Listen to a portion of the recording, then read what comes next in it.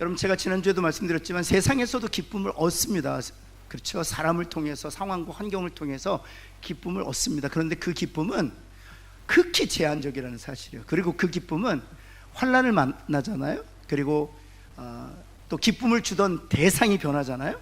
그럼 그 기쁨도 함께 사라지는 것입니다. 근데 하나님 주시는 기쁨은요, 사람도 이기게 하고요, 환경도 넘어서게 하는 것이에요. 여러분, 요셉이 그 기쁨을 가지고 있었고요, 그리고 사람과 또 환경 때문에 고난당하고 있었던 바울에게도 그 기쁨이 있어요. 그 기쁨이 있으면 사람도 넘어설 수 있고 환경도 이길 수 있는 것입니다. 하나님께서 그 기쁨을 저와 여러분에게 주시기를 정말 예수 그리스도의 이름으로 축원합니다. 우리는 재밌는 무엇을 해야 우리가 기쁠 것이라고 생각하는, 그리고 심지어 보람된 일을 해야 기쁠 것이라고 생각해요. 예, 재미있는 일을 해도 기쁘고요, 보람된 일을 해도 기쁩니다. 근데 역시 마찬가지예요. 이 세상에서 얻는 기쁨들은 극히 제한적이에요. 그리고 그 상황이 바뀌면 그 기쁨 또한 사라진다는 사실. 그러나 하나님이 성령으로 말미암아 우리에게 주시는 기쁨, 성령께서 맺게 하시는 그 기쁨은 모든 것을 이기게 하는 그런 능력이에요. 그 기쁨이 저와 여러분에게 있기를 바라고, 그 기쁨을 얻기 위해서는 우리가 하나님 앞에 나아가서 기도해야 돼요. 하나님, 성령으로 내게 맺게 하시는 그 희락의 열매, 그 조이의 열매, 그 기쁨의 열매를 내게 허락하여 주옵소서.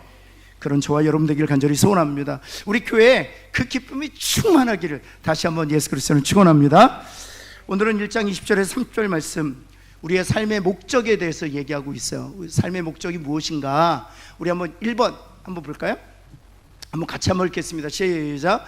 성도의 삶의 목적은 주님을 누구를 높여드리는 거예요? 예, 그렇죠. 주님, 옆에 있는 분에게 주님을 높여드리는 것이 우리의 목적입니다. 한번 할까요? 여러분 잘 생각해 보세요. 여러분 누구를 높이면서 살고 계세요? 지금 여러분 누구를 높이면서 살고 계세요? 여러분에게 있어서 최고의 가치는 무엇입니까? 이게 기쁨하고도 연결되어 있어요. 여러분에게 기쁨을 주는 것, 그것을 실은 높이면서 살고 있어요. 근데 이 세상의 것들을 높임으로 얻는 그 기쁨은 사라진다는 사실이에요. 주님을 높여드림으로 말미암아 주님이 우리에게 주시는 그 기쁨을 누릴 때 이 세상의 모든 환난으로부터, 그리고 대적으로부터도 우리가 자유할 수 있는 것이죠. 그래서 여러분, 내가 무엇을 가장 높이며 살고 있는가 한번 우리 스스로를 다시 점검해 보아야 할 것입니다. 아마 높인다는 것을, 아마 이런 상황을 좀 염두에 아주 잘 이해가 되실 거예요. 요즘에 10대 아이들이 가장 높이는 것이 있습니다. 요즘 10대 아이들이 가장 열광하는 게 있습니다. 요즘 10대 아이들이 막 미쳐. 지난번 여의도에 45만 명이 모였대요. 그 불볕 더위에. 혹시 아미라고 아십니까? 예. 아미가 누구의 팬클럽인가요? 아시네요. 예, 이 정도는 알아야 자녀들과 손주들과 돼요. BTS 그 팬클럽이 아미라고 하잖아요. 여러분, 거의 한 38도 불볕 더위, 그 도로는요 50도가 넘어요. 이 지열을 받아서. 그런데 35만 명이 모였대요. 35만 명이 모였대요. 여러분, 티네이저들이 가장 열광하고 가장 높이고 있는 것. 근데 여러분, 얼마나 갈까요? BTS도 제 나이대가 올 겁니다. 여러분, BTS가 기쁨을 주죠. 세상에 기쁨을 준다니까요. 그런데 그렇게 제한적이라니까요. 여러분, 왜 우리가 주님을 높여야 되는? 주님은 영원하신 분이시기 때문이에요. 전능하신 분이시, 나보다 나를 더 사랑하시는 분. 여러분, BTS는요, 죄송하지만 아미들을 자신의 돈벌이 수단으로 생각할 수 있어요. 여러분뿐만 아니라 BTS가 그 35만 명의 그 아미들을 하나씩 사랑할 수 있습니까? 전 세계 수백만의 팬을 한 명씩 생각하고 마음에 품을 수 있습니까? 여러분, 주님은요 전 세계 모든 예수 그리스도의 제자들, 하나님의 자녀들을 생각하시면서 동일한 사랑으로 그 그들을 인도하실 수 있습니다. 여러분, 그래서 우리가 주님을 높여드릴 때 그 주님으로부터 주어지는 기쁨을 누릴 수 있는 거예요. 여러분, 다시 말씀드리면 높여드리는 것과 기쁨이 상관돼 있어요. 왜 아미들이, 그 팬들이 BTS를 높이느냐? 왜냐면 그들을 통해서 기쁨을 누리거든요. 제가요 깜짝 놀랐어요. 제가 미스터 트롯 1기 그 임영웅 장면, 아시면 고개를 좀 끄덕여 주세요. 모른 척하지 마시고. 저는 이기는 잘 모르겠어요. 1기 제가 보면서요 깜짝 놀랐어요. 여러분, 지금 임영웅 같은 경우는요, 그 팬클럽들이 난리가 났습니다. 얼마 전에 신문을 보니까 그 임영웅의 모교 실용막가죠, 그 임영웅의 팬 몇 명이서 3,500만 원을 학교 발전기금으로 내놓았더라고요. 저는 임영웅이 자신의 번 돈으로 낸 줄 알았더니 아니야, 팬들이 몇 명이 모아서 3,500만 원을 발전기금으로 내. 여러분, 왜 그렇습니까? 임영웅을 높이면 높일수록 자신들에게 주어지는 기쁨이 있기 때문에, 이게 높이는 것과 기쁨이 정말 상관관계가 있기 때문이에요. 여러분, 다시 한번 여러분은 무엇을 높이는지 한번 잘 생각해 보세요. 물질을 높이잖아요. 왜냐하면 물질로부터 내가 기쁨을 얻을 줄 알기 때문에 물질을 높이는 것입니다. 사람을 높이잖아요. 왜 사람을 높이는 것입니까? 그 사람을 높일 때 그 사람도 주어지는 기쁨이 있기 때문에 그 사람을 높여 드리는 거예요. 여러분, 옆에 있는 분 한번 보실까요? 네. 그래서 기쁨을 얻기 위해서 높이면 안 돼요. 제가 종종 기쁨을 얻기 위해서 아내를 높일 때가 있거든요. 막 없는 말도 하고 막 아양도 떨고 비유도 맞히고. 왜 그렇습니까? 아내를 높이면 높일수록 내가 주어지는 즐거움이 있기 때문이에요. 그래서 아첨하는 거예요. 그래서 아부하는 거예요. 왜냐하면 높이면 나로부터 높여진 사람을 통해 내게 주어지는 기쁨이 있기 때문이에요. 그런데 다시 말씀드립니다. 사람도 변하고요, 대상도 바뀝니다. 그래서 높인다고 해서 주어지는 기쁨이 영원하지 않다는 거예요. 한번 옆에 있는 분에게 주님만 주님만 높입시다 한번 할까요? 왜냐하면 주님이 주시는 기쁨은 완전하기 때문이에요. 사람으로부터 받는 상처, 또 환경으로부터 받는 고난을 다 넘어설 수 있게 하기 때문에 이 기쁨은 우리를 자유케 하는 능력이 있습니다. 여러분, 1장 20절 한번 볼까요? 그래서 사도 바울이 이런 고백을 하는 것이죠. 나의 간절한 기대와 소망을 따라 아무 일에든지 부끄러워하지 아니하고 지금도 전과 같이 온전히 담대하여, 같이 한번 읽어볼까요? 시작. 살든지 죽든지 내 몸에서 그리스도가 존귀하게 되게 하래. 살든지 죽든지 사도 바울의 목적은 단 하나였습니다. 누구를 존귀하게 하는 것, 누구를 높여드리는 것? 그렇죠, 그리스도, 예수님을 높여드리는 것이 사도 바울의 삶의 목표였다는 사실입니다. 여러분, 프린트를 보시면 아브람 역시 마찬가지입니다. 우상 제조 판매하는 업자였지만 하나님께서 은혜로 그를 부르셨어요. 그리고 가나안 땅으로 그를 인도하신 이후에 아브라함의 삶은 전과 후로 바뀝니다. 평생 아브라함은 하나님을 높이는 일에만 집중했어요. 여러분, 다윗은 어떻습니까? 양측의 목동이었습니다. 아비 이새에도 마음에 들지 않았던 아주 지극히 작은 자였습니다. 여러분, 그럼에도 불구하고 다윗은 하나님 앞에 기름 부음 받아 왕으로 하나님께서 세우신 이후로 평생 하나님만을 높여드렸다는 사실입니다. 그 어느 것과도 타협하지 않은 하나님을 높여드리는데 자신의 삶을 드렸다는 사실이에요. 여러분, 뿐만 아닙니다. 바울 역시 마찬가지죠. 다메섹 이전과 다메섹 이후를 보면 바울은 자신을 위해서 살았던 사람이었습니다. 사울이라는 이름 자체가 높은 자, 그런 뜻을 가지고 있잖아요. 자신이 높아지는 것에 관심이 있었습니다. 왜냐하면 자신을 높이면, 그리고 그래서 자신이 높아지면 그것을 얻는 기쁨이 있었기 때문이에요. 그래서 그는 가말리엘 문화에서 수학을 했었고요, 가장 젊은 나이에 여러분 공회의 의원이 되었던 것입니다. 왜냐하면 자신이 높아지는 것을 통해서 주어지는 기쁨이 있었기 때문입니다. 그러나 다메섹에서 소경이 된 이후로 자신이 아무것도 아니라는 사실을 깨닫죠. 그리고 주님을 높여드리는 일에 집중합니다. 그리고 자신을 가리켜서 죄인 중에 괴수다, 지극히 작은 자다, 자신의 정체와 실체를 알게 돼요. 깨닫게 돼요. 그로부터, 주님으로부터 주어지는 기쁨 때문에 대적으로부터, 환경으로부터 그는 자유하게 되었다는 사실이에요. 여러분, 조지 베버리 쉐어 역시 마찬가지입니다. 조지 베버리 쉐어는 우리가 잘 아는 것처럼 주 예수보다 더 귀한 것은 없네를 작곡했던 사람이었잖아요. 그가 마지막 은퇴 자리에서 이 찬양을 부를 때 모든 사람들이 그를 통해서 은혜를 받았던, 그를 통해서 주님을 만났던, 하나님께서 그를 거룩한 도구로 사용하셨기 때문이죠.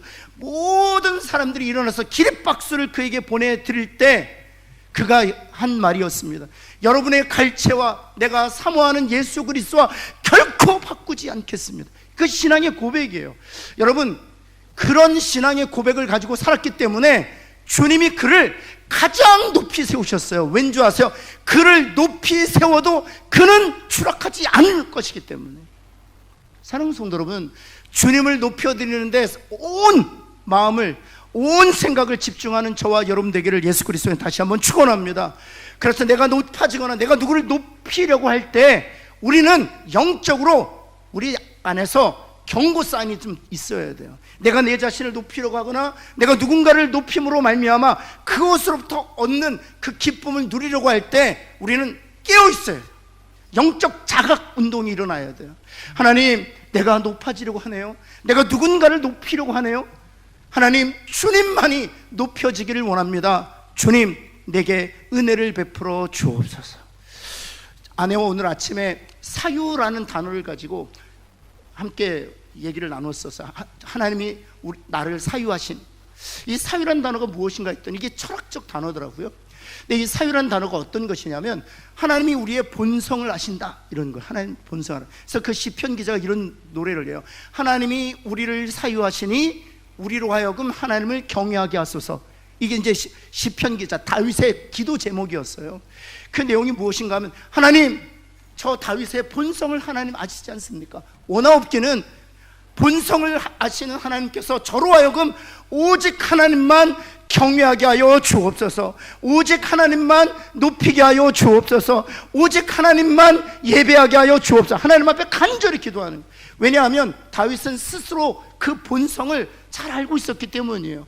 하나님보다 세상을 더 높이고 재물을 더 높이고 자신을 스스로 높이려고 하는 그 본성이 있다는 사실을 안 거예요. 그러나 하나님께 기도하는 것입니다. 하나님, 제 본성 잘 아시죠? 하나님, 원하옵기는 저를 붙드셔서 하나님만 높여드리고 하나님만 예배드리고 하나님만 존귀케 하게 하여 주옵소서 기도하는 거예요. 이런 기도가 저와 여러분의 기도 되기를 예수 그리스도에 다시 한번 축원합니다. 두 번째, 그렇다면 주님을 높여드리기 위하여 우리가 해야 될 것, 실제적인 것은 무엇인가? 1번 한번 볼까요? 같이 한번 보겠습니다. 같이 한번 읽을까요? 시작. 고난도 유익한 것임을 확신하고 잘 갑니다. 옆에 있는 분에게 고난도 유익한 것입니다 한번 할까요? 사랑하는 성도 여러분, 고난도 유익한 것입니다. 여러분 믿으십니까? 여러분, 우리의 인생은요, 우리의 인생의 시간표는 하나님의 손 안에 있어요. 우리가 계획하는 것 같지만 그 걸음을 인도하시는 분은 누구시라고요? 하나님이시라고요. 이것은 우리 그리스도인들에게 주시는 특별한 은혜예요. 우리가 우리의 길을 계획하는 것 같지만 그 걸음을 인도하시는 이는 하나님이시라고 말씀하셨어요.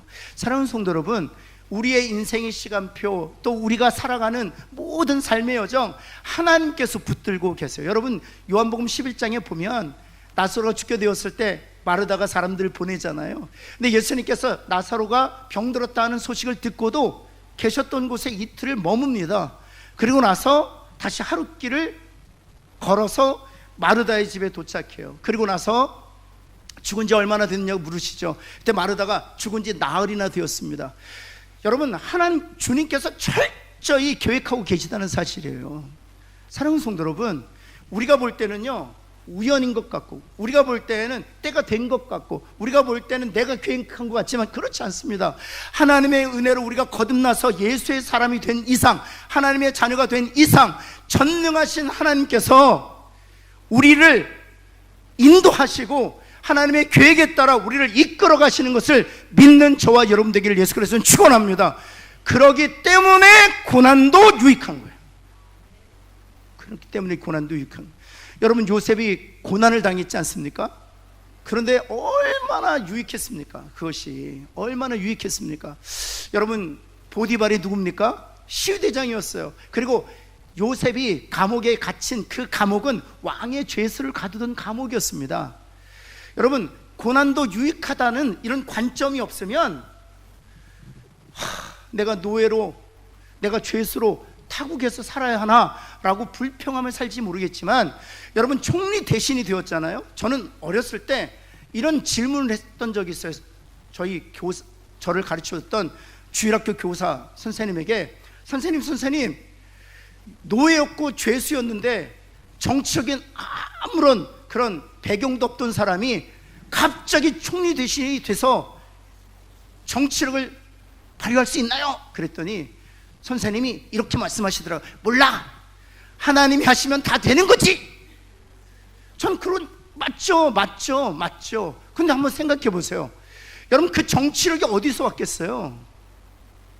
보디발의 집에서 노예로 있으면서 맺었던 그 관계, 그리고 왕의 죄수를 가두었던 그 감옥은 정치범들을 수용하는 곳이었습니다. 그래서 여러분, 그곳에서 누구를 만납니까? 술 맡은 관원장과 떡 맡은 관원장을 만나죠. 술 맡은 관원장과 떡 맡은 관원장은요, 왕의 이인자들이에요. 느헤미야가 어떤 직분을 가지고 있었습니까? 바벨론 왕에서 술을 담당하던 관장이었습니다. 제2인자였어요. 음식을 관장하는 자. 다시 말해서 정치력이 없었던 사람이 일약 스타가 된 것이 아니고요, 하나님께서 차근차근 그 일을 할 수 있도록 그에게 능력을 배가시켜 가고 계시는 것이죠. 여러분, 고난도 내게 유익하다는 어떤 관점이 없으면 고난을 그냥 흘려보낼 수 있어요. 그래서 창세기 50장 20절에 사도 요셉이 이런 고백을 하지 않습니까? 당신들은 나에게 악을 행하였지만 하나님 그것을 다 선으로 바꾸셔서 만민의 생명을 구하셨다 하는 것이죠. 사랑하는 성도 여러분, 우리 그리스도인들은 불신자들은 아니에요. 불신자들은 고난은 고난이에요. 그러나 우리 신자들에게는 고난이 우리를 유익하게 하는 축복인다는 사실이에요. 옆에 있는 분에게, 우리 그리스도인들에게는 고난이 축복입니다. 한번 할까요? 여러분, 그래서 1장 21절 한번 볼까요? 사도 바울이 이런 고백을 합니다. 같이 한번 읽겠습니다. 시작. 이는 내게 사는 것이 그리스도니 죽는 것도 유익한, 죽는 것도 괜찮다는 것입니다. 1장 29절 말씀 같이 한번 읽을까요? 1장 29절 말씀 시작. 그리스도를 위하여 너희에게 은혜를 주신 것은 다만 그를 믿을 뿐 아니라 또한 그를 위하여 고난도 무엇도 받게 하려 하심이라. 고난도, 누구를 위하여? 그리스도를 위하여 고난도 달게 받는다는 사실이에요. 왜냐하면 고난이 유익한 것이기 때문에. 사랑하는 성도 여러분, 따라서 고난도 내게 유익하다는 확신을 가지고 믿음으로 잘 감당하는 저와 여러분 되기를 간절히 소원합니다. 두 번째, 믿음의 진보를 위해서 힘써야 돼요. 여러분, 고난을 이렇게 유익한 것이라고 잘 감당하는 것 자체가 주님을 높여드리는 것이라, 주님을 신뢰하고 주님을 높여드리는 것입니다. 주님을 인정해드리는 것이죠. 두 번째는 믿음의 진보를 위하여 힘써야 한다는 사실입니다. 빌립보서 1장 21절 22절 한번 보겠습니다. 죽는 것도 유익함이라. 그러나 만일 육신으로 사는 이것이 내 일의 열매일진데 무엇을 택하여야 하는지 나는 알지 못하노라. 지금 어떤 이야기를 하냐면 둘 사이에 끼어 있다는 거예요. 죽는 것과 사는 것 사이에 내가 끼어 있는데, 지금 사도 바울이 어떤 입장이냐 하면, 나는 죽는 것이 더 나에게는 유익하다, 그런 입장을 가지고 있는 거예요. 내가 죽어서 주님과 함께 있는 것이 내 간절한 소망이다는 것입니다. 여러분, 왜냐하면 사도 바울은 부활의 소망에 완전히 붙들려 있었어요. 그래서 주님과 더불어 안식을 누리다가 주님이 다시 재림하시는 날 새 몸을 입고 영광 중에 다시 깨어나 천국에서 영원한 안식을 누릴 것을 알고 있었기 때문에 지금 당장 죽어 하나님 우편에 계신 주님과 함께 있는 것을 간절히 소망했어요. 그런데 하나님께서 나로 하여금 살게 하신다면 나는 차마 하나님의 사명이기 때문에 거절치 못하고 그 일을 내가 감당하겠다, 이런 뜻이에요. 여러분, 우린 종종 이게 지금 바뀌어 있죠. 하나님, 제가 살기를 원합니다. 주께서 맡긴 그 사명을 감당하기 위해 내가 살기를 원하나이다. 내가 사는 것이 내가 원하는 것이지만 주님이 나로 하여금 순교의 피를 흘리게 하신다면 제가 차마 거절치 못하고 주께서 맡기신 그 순교의 잔을 제가 받겠습니다. 이게 이제 대부분 우리들의 생각이지만 사도 바울은 이게 이렇게 도취되어 있다고요. 죽고 싶은 거예요. 주님과 더불어 함께 있고 싶은 거예요. 그러나 주님이 내 생명의 길을 길게 하셔서 이 땅에 살게 하신다면, 그것이 내가 피할 수 없는 잔이라면 내가 그거 감당하겠다는 거예요. 여러분, 그리고 1장 23절 24절 말씀 한번 볼까요? 내가 그 둘 사이에 끼어 있으니 차라리, 그 다음 같이 볼까요? 차라리, 제가 설명드린 거 같이 한번 읽을까요? 시작. 세상을 떠나서 그리스도와 함께 있는 것이 훨씬 더 좋은 일. 한번 옆에 있는 분에게 세상을 떠나는 일이 훨씬 더 좋은 일입니다 한번 할까요? 빨리 갑시다.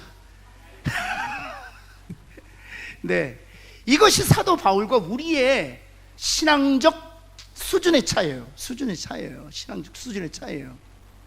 우리 어찌하든지 살려고 하잖아요. 살려고 바둥바둥 하잖아요. 근데 사도 바울은 세상을 떠나서 주님과 함께 있는 것이 더 좋은 일이었다는 것입니다. 계속해서 23절 24절 말씀 볼까요? 23절 24절.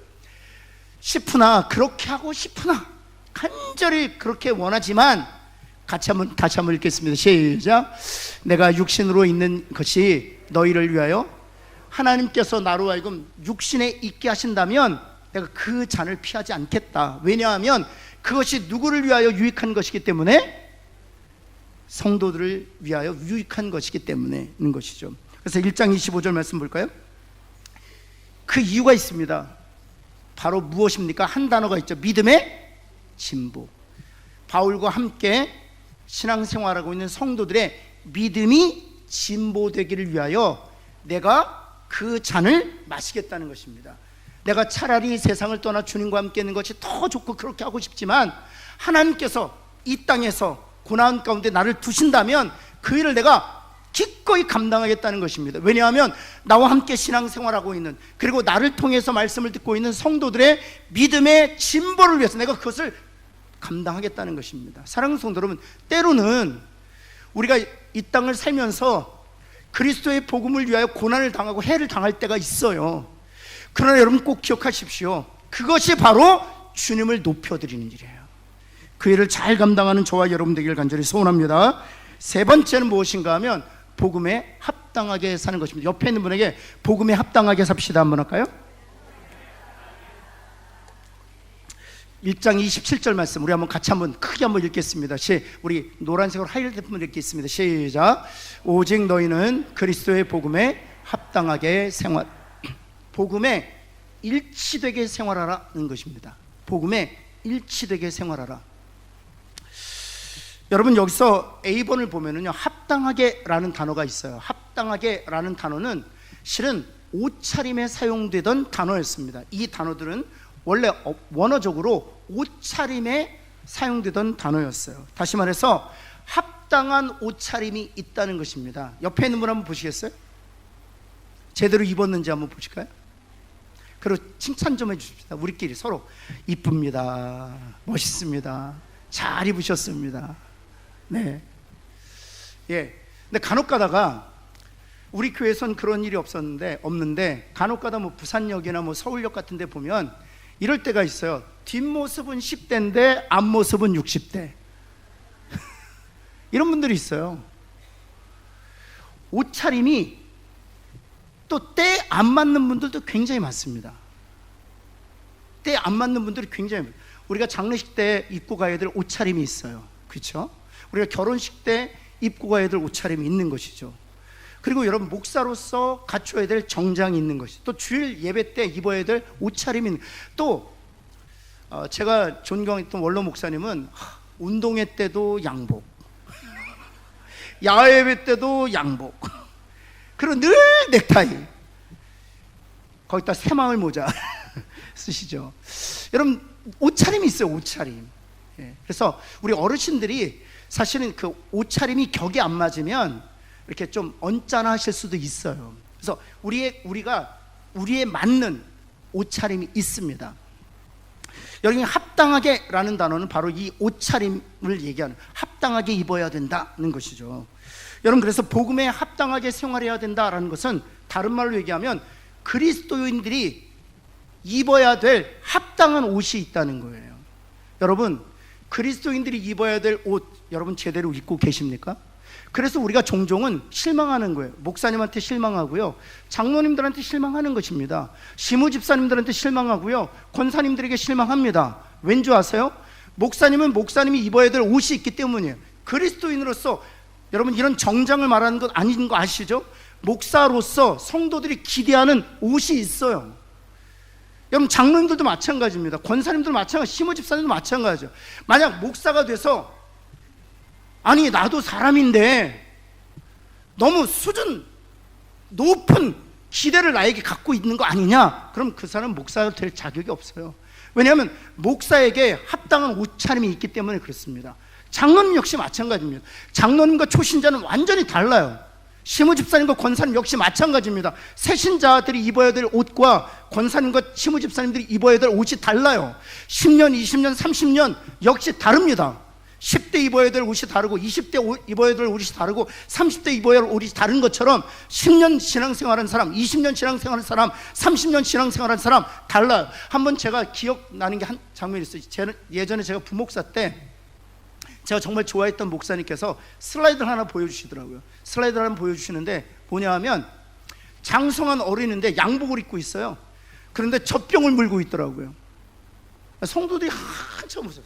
기저귀 차고 젖병 물고 있어요. 무엇을 얘기하는 것입니까? 여러분 40살 정도 됐으면 기저귀 떼야 돼요. 젖병 떼야 돼요. 아직 신앙생활 40년 50년씩 하는데 아직도 기저귀 차고 있고요, 아직도 젖병 물고 있는 사람이 있다는 거예요. 사랑하는 성도, 복음에 합당하게 생활하는 것은 바로 이것입니다. 내가 그리스도인으로 성숙한 만큼 거기에 걸맞는 옷을 입어야 된다는 것이에요. 우리는 흔히 우리끼리 서로 옷차림이 격에 맞지 않으면 서로 뒤에서 수근수근 거립니다. 옷차림이 격에 맞지 않는다고. 그런데 여러분 우리가 관과하는 것이 하나 있습니다. 영적인 옷이 있어요. 근데 영적인 옷은 갖춰 입지 않고 있는데 그것에 대해서는 얘기하지 않아요. 사랑하는 성도는 부끄러운 줄 알아야 돼요.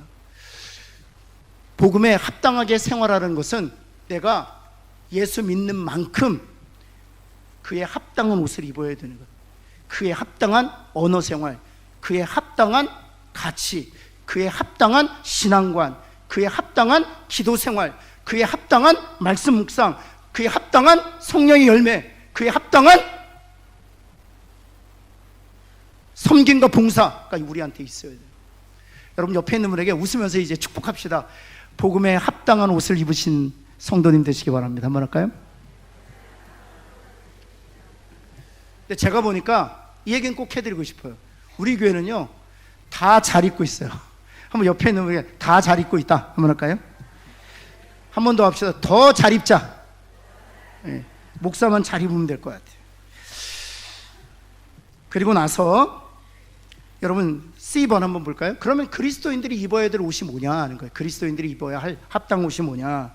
그래서 우리가 27절 28절에 그 옷에 대해서 설명하고 있습니다. 여러분 기억 한번 볼까요? 기억. 먼저 입어야 될, 우리 한번 같이 한번 읽어보겠습니다. 시작. 한 마음으로 복음의 신앙을 위하여 협력. 이게 뭐냐면 공동체예요. 여러분 각각 개인이 협력해야 된다는 것입니다. 무엇을 위하여? 복음의 신앙을, 복음의 진보를 위하여 협력해야 돼. 한 마음이 돼서 복음의 신앙을 위하여 협력해야 된다는 사실입니다. 여러분 그래서 빌립보서 1장 27절 말씀 한번 볼까요? 같이 한번 읽겠습니다. 시작. 오직 너희는 그리스도의 복음에, 그렇죠, 그리스도의 복음에 합당한 옷을 입어야 된다고 권면하고 있는 거. 그러면서 어떤 옷인가를 설명하는 것이죠. 내가 너희에게 가보나 떠나 있으나, 그 다음입니다. 시작. 너희가 한 마음으로 서서 한 뜻으로 복음의 신앙을 위하여 협력하는 것. 이것이 우리가 입어야 될 첫 번째 옷이라는 것입니다. 여기 한 마음으로 서서라는 단어는 어떤 상황에서 쓰여진 단어냐면, 여러분 혹시 그 옛날 오래된 그 전쟁들, 중세 전쟁들 보셨죠? 지금은 전쟁할 때 다 이렇게 숨어서 하고 포 쏘고 뭐 비행기로 뭐 미사일 쏘고 그러지만, 그 당시에는 벌판에서 만났잖아요. 큰 벌판에서 저쪽 한 편 서고 우리 쪽 한 편 서고 이쪽에서 일장 연설하지 않습니까? 나가자, 싸우자, 이기자, 뭐 하나님이 우리와 함께 하십니다. 그러면서 와, 그 방패 팍팍팍 두들기고 와 하면서 전진! 그러면 이렇게 일렬 대우로 해서 쫙 가잖아요. 바로 한 마음으로 서서는 그 상황에서 쓰여진다는 거예요. 로마 군인들이 일렬로 서서 적들 향하여 함성을 지르면서 대오를 맞추어서 한 명도 낙오되거나 한 명도 먼저 전진하지 아니하고 적들과 함께 서 있는 그 한 마음으로 서서라는 거예요. 사랑하는 성도 여러분, 우리가 다른 일에 싸울 일이 없어요. 우리가 내부적으로 갈등할 일도 없습니다. 하나님께서 우리에게 복음에 합당한 옷이란 무엇이냐? 복음을 위해서 라인을 정리하고 함께 담대하게 그리스도의 복음을 향하여 전진하는 것이 우리에게 맡겨진 사명이에요. 그 일을 잘 감당하는 저와 여러분 되기를 간절히 소원합니다. 여러분, 두 번째, 대적하는 자들 때문에 두려워하지 않는 것입니다. 여러분, 라인에 섰는데 지금 제가 서 있는 자리가 비면 안 되잖아요. 근데 무서운 거예요. 저쪽에서 엄청 큰 털보숭이가 긴 배틀 같은 창자를 가지고 막 달려오는데 너무 무서운 거예요. 그래서 한 마음으로 서서 담대하게 방패를 들이며 나갔다가 너무 무서우니까 혼자 도망가는 거죠. 그럼 내가 서 있는 자리가 어떻게 되어 있는 거예요? 그렇죠. 여러분, 그곳에서 문제가 생겨지게 되는, 그곳에서. 사랑하는 성도 여러분, 그래서 두려워하지 말고 그 자리를 지켜야 돼요. 우리 한번 따라해봐요. 두려워하지 말고 그 자리를 지켜야 합니다.